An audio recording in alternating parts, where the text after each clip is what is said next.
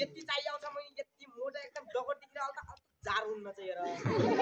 मेरो सिधा डाले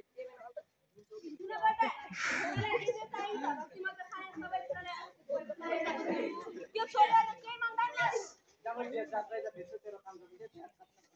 म जान्छु छोराले सबै दिनु छोरा मंगा त हुन्छ बरानमा पुरे तर के चाहियो भन्नु याउ अब यति मोटा जागे चाहियो आउँछ कति चाहियो कति किन थाहा क्या रे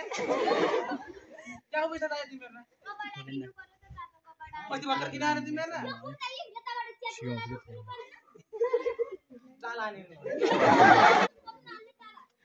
जरा पनि हाना पनि मेरो किनन के किन आगो रिस मान्छौ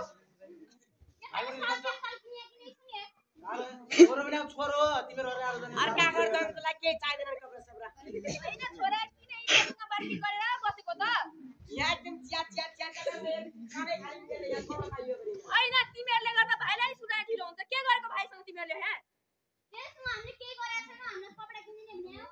तिमीहरुले खूब कपडा किन्नु छ है अनि जाडो यत्रो कपडा किन्नु परेन तिमीहरुलाई जाडो भाइको रिस मानेको तिमीहरुले एक दुई झापर लाग्ने अनि खूब भाइ गएर अनि परेको म त खूब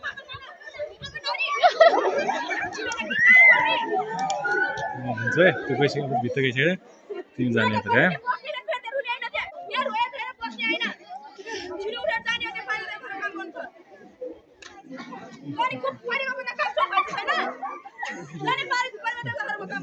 हामी सबैको आउँदै यिनीको पालो हो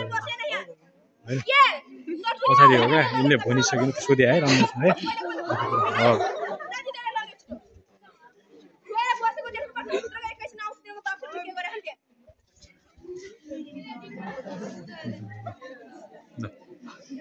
चालै गर्न अन्त दिन अघि जाऊ पोरबुटी वाला